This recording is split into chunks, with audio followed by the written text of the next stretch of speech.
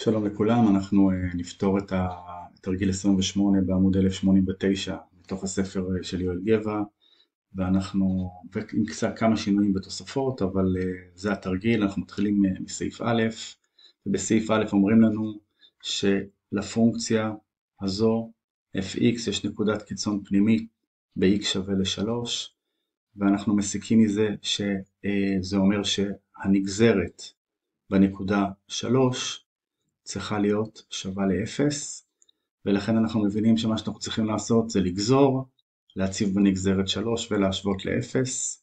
הפונקציה היא פונקציה של מכפלה, לכן אנחנו נשתמש בנגזרת של מכפלה, בנוסחה לנגזרת מכפלה שמופיעה בדף הנוסחאות, והנגזרת היא,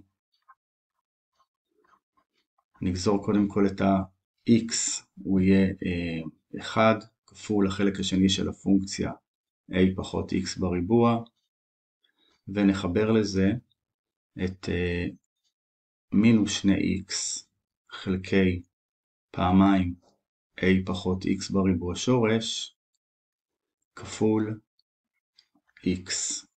אם נעשה לביטוי הזה מכנה משותף, לא לפני שנצמצם את השתיים פה, אנחנו נקבל את הביטוי הבא, אנחנו נקבל a פחות x בריבוע פחות x בריבוע חלקי a פחות x בריבוע שורש, ותשובה סופית לנגזרת תהיה a פחות 2x בריבוע חלקי a פחות x בריבוע שורש.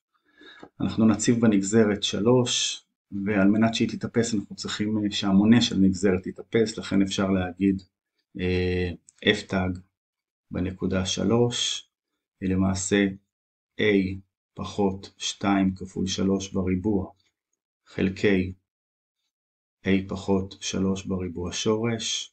נבדוק מתי זה שווה ל-0, ואנחנו כבר מבינים שזה מתאפס כאשר a פחות 18 שווה ל-0, וכבר סיימנו את הסעיף הראשון וקיבלנו ש-a שווה ל-18. בסעיף השני מבקשים להוכיח שהפונקציה היא פונקציה אי-זוגית. פונקציה אי-זוגית אנחנו יודעים מה היא מקיימת, ואנחנו כבר נשתמש בזה. סעיף ב', פונקציה אי-זוגית מקיימת f של מינוס x שווה למינוס f של x. אנחנו נציב מינוס בפונקציה ונקבל f של מינוס x שווה למינוס x כפול a פחות מינוס x בריבוע שורש. נסדר את זה ונקבל שזה מינוס x a פחות x בריבוע שורש. אנחנו כבר רואים שהביטוי הזה הוא שקול, הוא בדיוק f של x, ולכן קיבלנו שזה בעצם שווה למינוס f של x. נרשום פה סיכום, קיבלנו ש-f של מינוס x שווה למינוס f של x, לכן הפונקציה היא זוגית. וסיימנו את סעיף א' ואת סעיף ב', ואנחנו עוברים עכשיו לחקירה מלאה של הפונקציה בסעיף ג', והדבר הראשון שרוצים מאיתנו זה תחום הגדרה. אנחנו כבר יודעים שהפונקציה שלנו אין בה a, יש בה 18, ולכן אנחנו יודעים שהפונקציה שלנו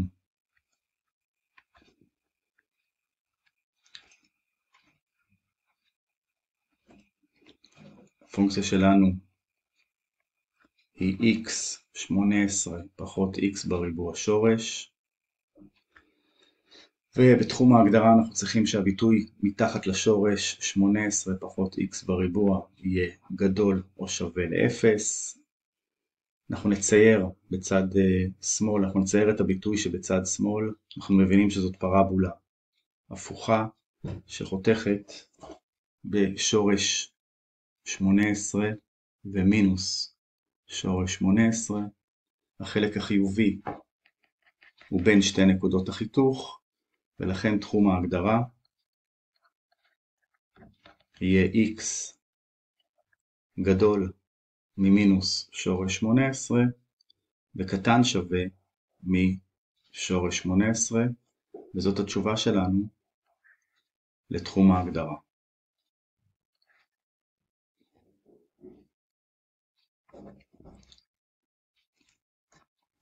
נמשיך לסעיף ג'2, מבקשים מאיתנו למצוא נקודות קיצון. יש לנו את הנגזרת, אנחנו רוצים לבדוק מתי הנגזרת מתאפסת, על מנת לבדוק נקודות קיצון פנימיות, לכן אנחנו בעצם בודקים מתי המונה של הנגזרת מתאפס. אנחנו מקבלים את המשוואה הבאה ואנחנו רואים שהמונה של הנגזרת, זאת אומרת הנגזרת מתאפס ב3 ומינוס 3, אלה שתי נקודות שחשודות בקיצון, אבל יש לנו גם נקודות בקצה תחום ההגדרה. אנחנו נוסיף פה טבלה בשביל לקבוע את סוג הקיצון. אז שמנו פה את נקודות הקצה בקצה תחום ההגדרה, קיבלנו גם את ה3 והמינוס 3, אנחנו נציב ביניהם מספרים. מינוס שורש 18 זה בערך מינוס 4.24, בשורש 18 זה 4.24, אנחנו גם יודעים שהפונקציה היא זוגית והכל תכף יסתדר לנו, אז נציב פה מינוס 4, נציב 4 ונציב 0, וברגע שאנחנו מציבים בנגזרת, אם אני מציב בנגזרת מינוס 4, אני מציב בנגזרת 0 ואני מציב בנגזרת 4, יש לנו 3 הצבות לעשות. אם אני מציב מינוס 4, אני רואה שהמונה של הנגזרת יוצא שלילי, המכנה כמובן חיובי, לכן הנגזרת שלילית. ב-0 המונה והמכנה שניהם חיוביים, לכן הנגזרת חיובית. וב-4 אותו דבר, אני מקבל שלילי חלקי חיובי, לכן הפונקציה, הנגזרת יורדת והפונקציה תרד. יש לנו פה מינוס, פלוס, מינוס, ולכן תחומי העלייה והירידה כבר ברורים פה. יש לי פה ירידה, עלייה, ירידה, ולכן אנחנו מקבלים פה נקודת מינימום ב-x שווה למינוס 3, מקבלים מקסימום ב-x שווה ל-3, בקצוות התחום, בקצה השמאלי נקבל נקודת מקסימום, שממנה הפונקציה יורדת, ובקצה השני בשורש 18 נקבל נקודת מינימום, שהיא הנקודה הנמוכה ביותר באזור. על מנת לכתוב תשובה סופית לנקודות קיצון, אנחנו גם צריכים לחשב את ערכי ה-y, אנחנו נעשה את זה פה מאוד בקצרה. אז יש לנו ככה, יש לנו מקסימום במינוס שורש 18, יש לנו מינימום במינוס 3, יש לנו מקסימום ב-3, ויש לנו עוד פעם מינימום בשורש 18 פסיק משהו. אנחנו עכשיו צריכים להציב בפונקציה על מנת למצוא את ערכי ה-y של נקודות הקיצון. אנחנו עשינו כבר את החישוב הזה קודם, ולכן אני ישר רושם את הערכים בלי להראות פה את החישוב, וקיבלנו את 4 נקודות הקיצון של הפונקציה, 2 פנימיות ו2 בקצוות. נעבור לסעיף ג'3. בסעיף ג'3 רוצים שנרשום תחומי עלייה וירידה. הסעיף הזה הוא די מיידי, אנחנו מסתכלים על הטבלה ואנחנו רואים שהפונקציה עולה כאשר x בין מינוס 3 ל-3, ואנחנו רואים שהפונקציה יורדת בין מינוס שורש 18 למינוס 3, וגם כאשר x גדול מ-3 וקטן משורש 18. פשוט רואים בטבלה את התשובה פה ואנחנו רושמים אותה. אנחנו עוברים לסעיף 4, ג'4, מבקשים חיתוך עם הצירים. ניקח את הפונקציה x 18 פחות x בריבוע, נשווה אותה ל-0, נקבל פתרון אחד, x שווה ל-0, נקבל שני פתרונות ב-x נקבל x1 ב-0, x2 שווה למינוס שורש 18, ו-x3 בפלוס שורש 18, אנחנו כבר מכירים את המספרים האלה, ולכן קיבלנו 3 נקודות חיתוך, מינוס שורש 18, 0, 0, 0, ושורש 18, 0. אני כמובן לא צריך לבדוק את נקודות החיתוך עם ציר ה-y, כי ברגע שיצא לי חיתוך עם ציר ה-x ב-0, 0, אני מבין שהוא גם חיתוך עם ציר ה-y. ואנחנו ישר מגיעים לסעיף הבא, שבו מבקשים מאיתנו לסרטט. על מנת לסרטט את הסקיצה כבר הבאנו את כל הנתונים מהסעיפים הקודמים. יש לנו כאן את תחום ההגדרה ואת נקודות הקיצון, ואת העלייה והירידה, ואת נקודות החיתוך. ואנחנו פשוט נסמן את הכל על הגרף, ונקבל חיתוך בשלוש נקודות, כאשר הנקודה הימנית היא שורש 18, הנקודה השמאלית היא מינוס שורש 18. אנחנו נקבל קיצון, יש לנו ב-3.9 קיצון מסוג מקסימום, נסמן אותו, ויש לנו במינוס 3, מינוס 9 קיצון מסוג מינימום. עשינו חיתוכים, עשינו תחום הגדרה, אנחנו עכשיו רק צריכים לחבר את הכל ביחד, בעזרת תחומי העלייה והירידה, ואנחנו רואים שהפונקציה עולה בין מינוס 3 ל-3, ואחר כך יורדת, וקיבלנו סקיצה של הפונקציה fx. זה כמובן מתאים לנו גם לסעיף השני, שבו ביקשו מאיתנו להוכיח שהפונקציה היא אי זוגית, ואכן יצא לנו סרטוט של פונקציה אי זוגית. הדבר האחרון שנשאר לנו הוא להסתכל על סעיף החשיבה שנתנו לנו. בואו נסתכל על סעיף ה'. בסעיף ה' מגדירים לנו פונקציה חדשה, שהיא בעצם הערך המוחלט של f ועוד 1. על מנת לצייר את g, אנחנו כרגע בצד שמאל יש לנו את הסרטוט של f, קצת יותר מסודר ממה שהיה לנו קודם. על מנת לצייר את g אנחנו נעשה את זה בשני שלבים. שלב ראשון, אנחנו נצייר את הערך המוחלט של f, נעשה את זה בסגול, ואחר כך את השלב השני, אנחנו ניקח את הערך המוחלט של f, ונוסיף לו 1, וזה כבר יהיה לנו סרטוט של g. יש פה טרנספורמציה שמורכבת משני שלבים.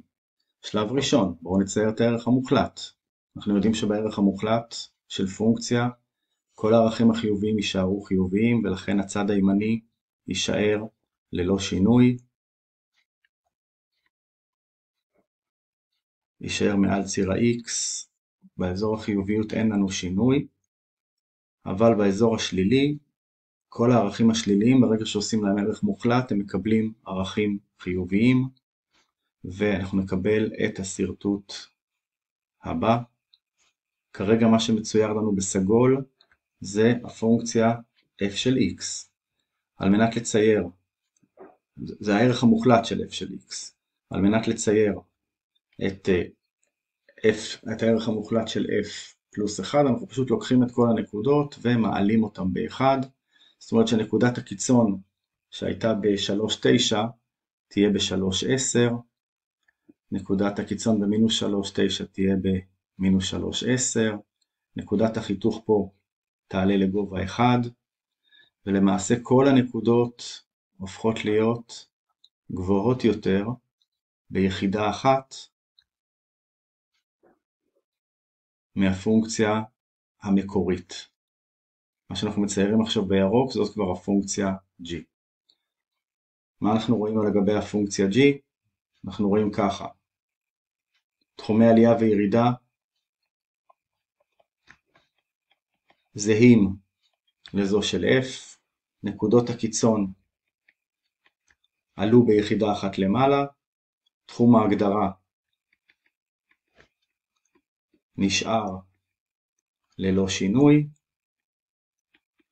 כי g מוגדרת רק ש-f מוגדרת, וחיתוך עם הצירים, אז אין חיתוך עם הצירים ל-g, כי ברגע שהעלינו את הפונקציה ביחידה אחת למעלה, אין לנו בעצם נקודות חיתוך עם הצירים. זה הכל, יאללה, בהצלחה.